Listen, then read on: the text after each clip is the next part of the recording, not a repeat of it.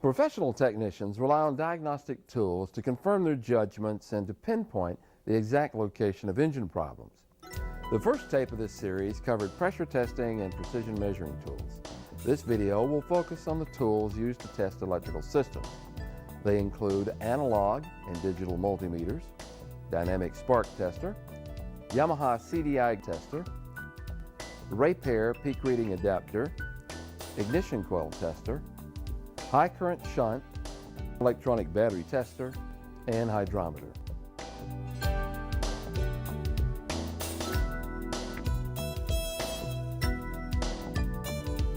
Troubleshooting electrical problems is simple once you're familiar with the uses of test equipment. The Yamaha analog multimeter and the digital multimeter are two of the basic tools needed for electrical diagnosis. Let's look at both multimeters individually. The Yamaha analog multimeter is a versatile test instrument. As you can see from the meter's face and selector switch, the tester is really 3 meters in one: a voltmeter, ammeter, and ohm meter. Each of these meters has a different purpose, and the method of connection is different for each type. You must understand the different hookups needed not only to use the tester, but to prevent damage. The voltmeter measures voltage in the system being checked. It measures the voltage in units called volts.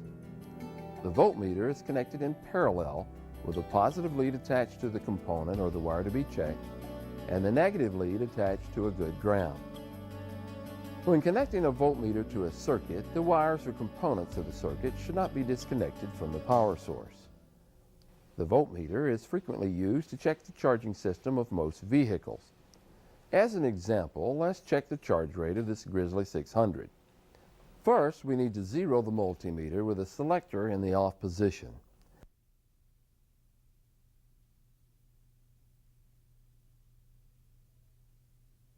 Next, make sure the battery is fully charged.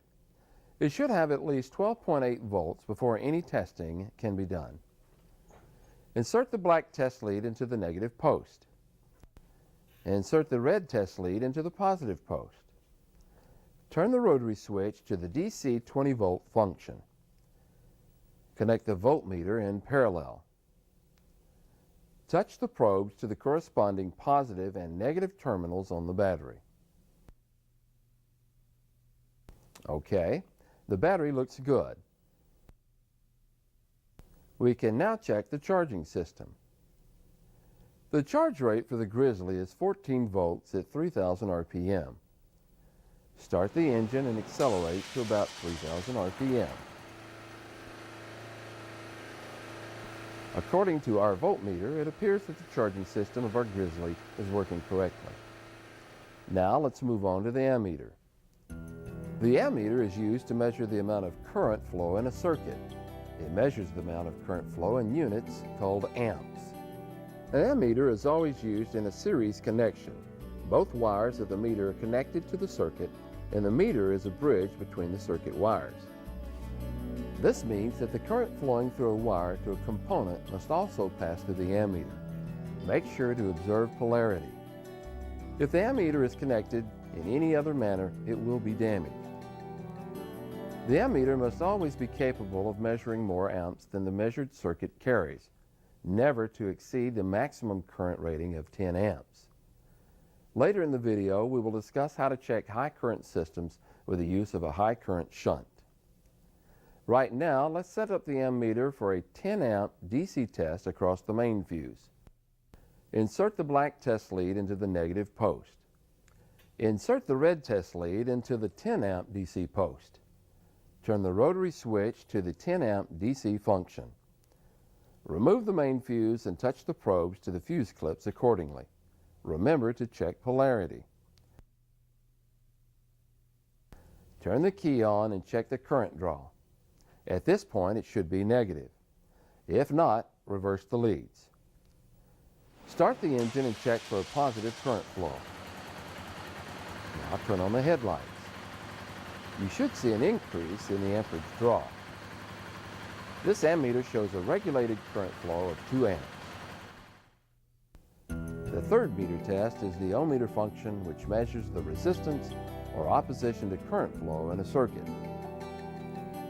The ohmmeter measures resistance in units called ohms.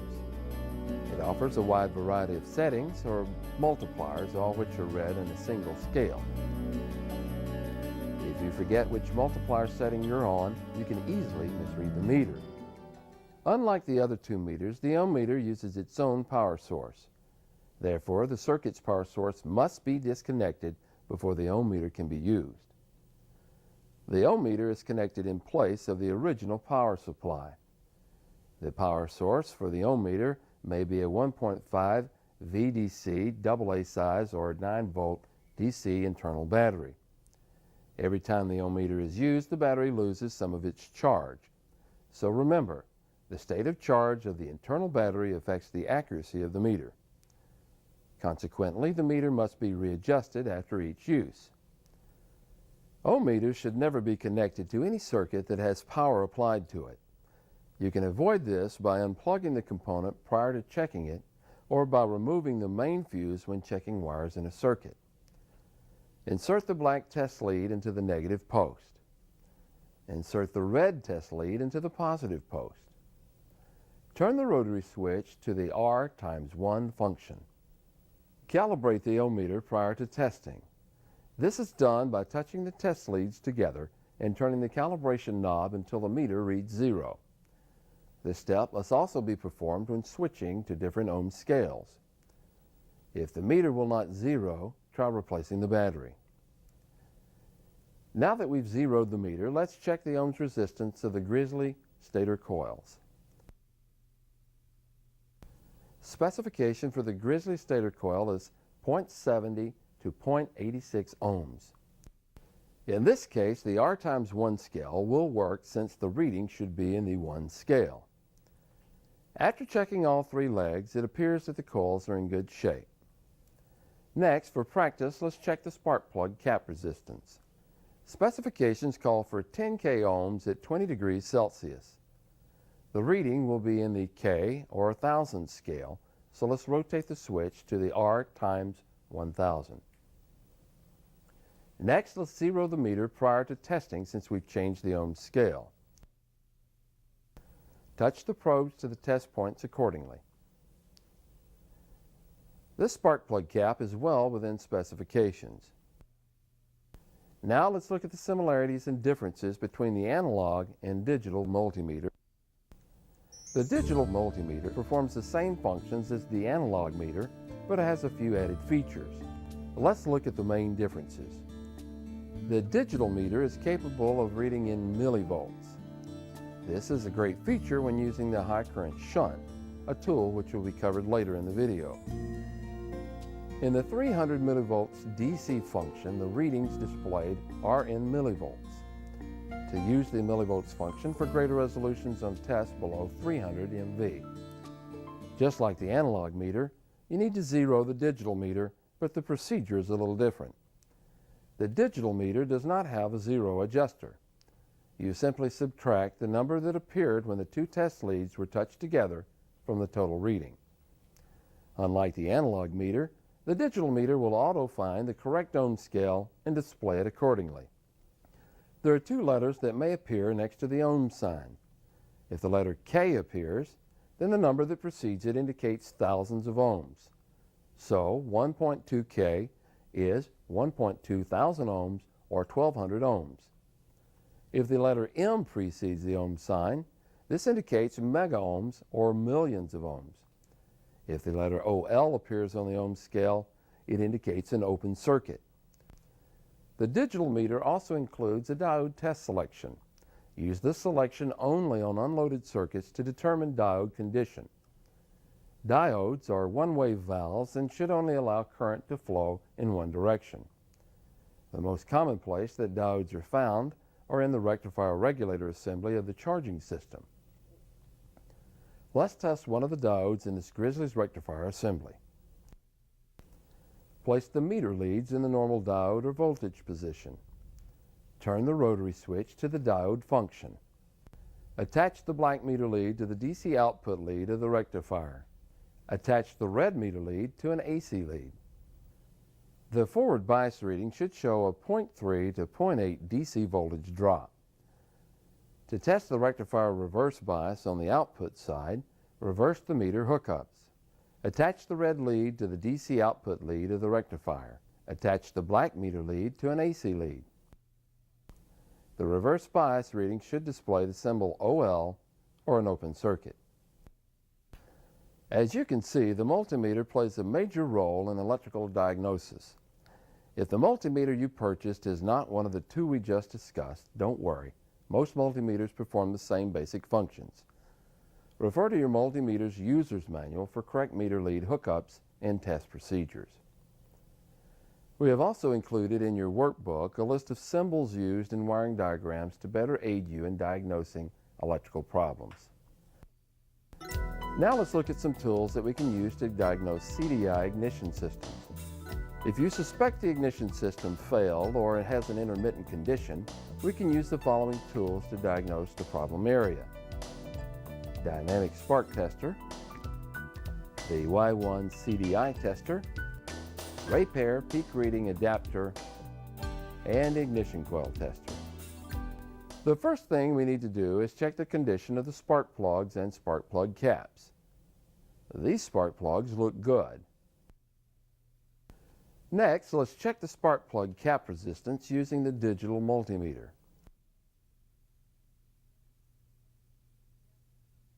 The cap reads 4.40 k ohms. That is well within specifications for this model. Reinstall the spark plug and spark plug cap and check for spark. The easiest way to do this is to use the Yamaha dynamic tester. Connect the dynamic spark tester in series between the spark plug and the spark plug cap. To start, set the gap to 2 millimeters. Next, start the engine and let it idle. Inspect the ignition spark gap. Now slowly open the gap until a misfire occurs. The minimum gap should be no less than 6 millimeters. Refer to your service manual for specifications. This Raider passed the test with no problem. In fact, it jumped a 7 millimeter spark gap. The next diagnostic tool is used to test CDI ignition systems, including the CDI box. This tool is called the Yamaha CDI tester or Y1 tester. For the purpose of this video, we will use a 1100 water vehicle jet boat engine simulator to perform our demo of the Y1 tester. The ignition energy output is referenced against a 0 to 100 scale on the tester. The higher the energy output, the higher the value shown on the scale. Indication is provided by a lamp that lights when the scale knob is set at a position corresponding to the energy output. The ignition system output pulses rise and fall so rapidly that a regular voltmeter cannot respond fast enough to provide an accurate reading. The Y1 tester has a special built-in memory circuit that can remember the level of a peak pulse long enough for the meter to provide an accurate readout. The tester has two input ranges, selectable by a toggle switch. The low range is sensitive to AC or DC voltages from 0.5 to 27 volts. The high range is sensitive to AC and DC of approximately 75 to 500 volts. The correct dial settings and input ranges for each test may vary from model to model. Check the spec data sheet for specifications if available. If the information is not available, use an identical machine that is in good operating condition to gain the minimum dial settings. Before any test can be done, we must first test the meter. A test simulator comes with each tester to check the lamp, the detector circuit, and the batteries. To test the high scale, move the range switch to the high position. Plug the simulator into a 110 volt AC electrical outlet for 10 seconds. Remove the simulator from the outlet and connect the P and N leads from the tester to the simulator. Set the tester dial to 50 or lower. Press the button on the simulator. The indicator lamp on the tester should light. Press the reset button to prepare for the next test. To test the low scale, move the range switch to the low position. Connect the yellow lead to the negative terminal of a 12-volt battery. Connect the red lead to the positive terminal of the battery. The indicator lamp should light. Output tests actually measure the output of the component being tested. This measurement can be done in two ways. The first way is to measure output with the component connected.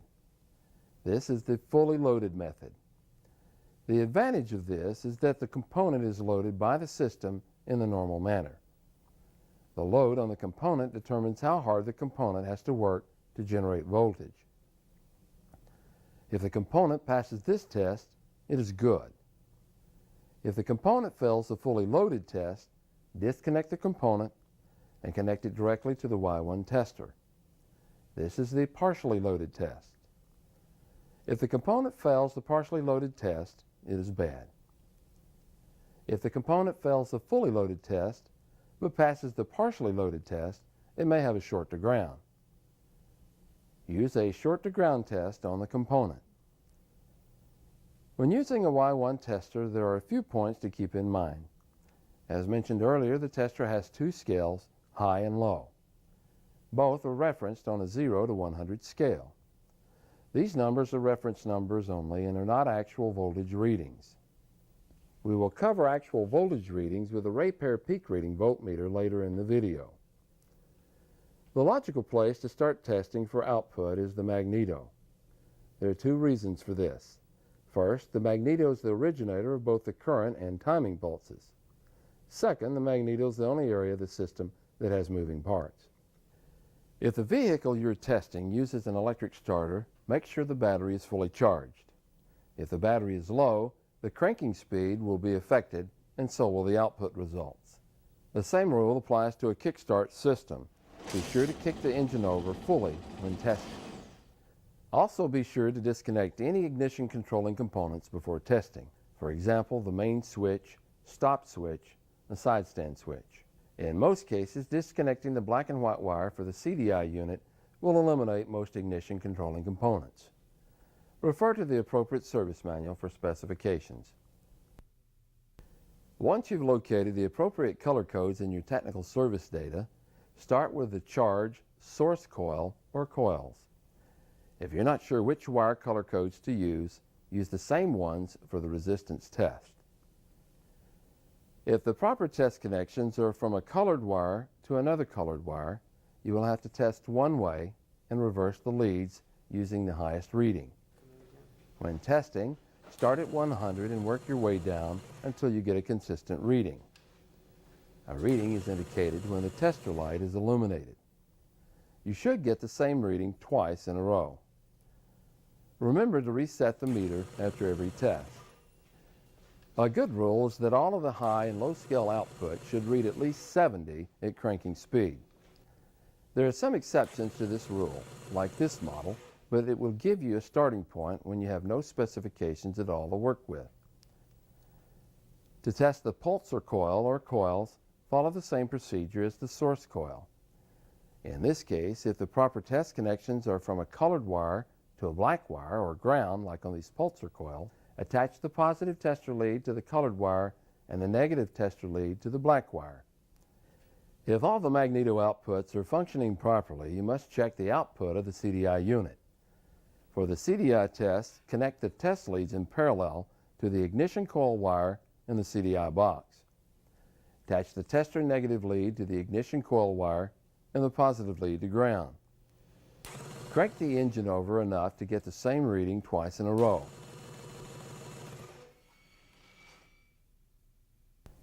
The reading should be within 90% of the charge coil output.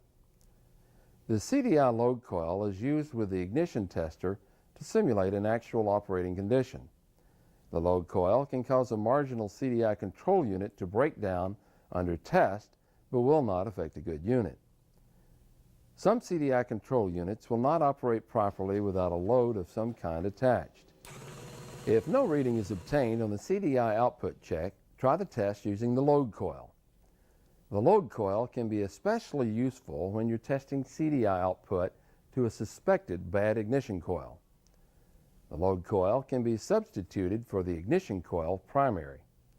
This provides a method to fully load the CDI box with a known good coil attached. Never crank the engine over unless the CDI unit is connected to either the ignition coil or a test instrument. Internal damage to the CDI unit may result. The ratepair adapter and fluke digital voltmeter can be used as an alternative test instrument to the Y1 tester. The ratepair 97-73A was originally designed to be used with a Model 73 fluke meter. This adapter will, however, work with most digital voltmeters that have a 3/4 inch or a 19.05 millimeter center between the positive and negative sockets. The ratepair adapter connects and functions similarly to the Y1 tester. This adapter converts and stabilizes output from the CDI box, the pulsar coils, or the charge coils. Unlike the Y1, this meter adapter is not polarity sensitive. This makes the tester very simple to use. To connect the adapter, first remove the standard test leads. Locate the ribbed end of the adapter marked with a plus. Align the plus plug with a meter socket and the other plug with a COM socket and insert it. Now set the DVOM meter to DC volts. The ratepair test leads are not polarity sensitive, so there's less danger of incorrect connections. The fluke meter is auto-ranging, so no additional steps are required. All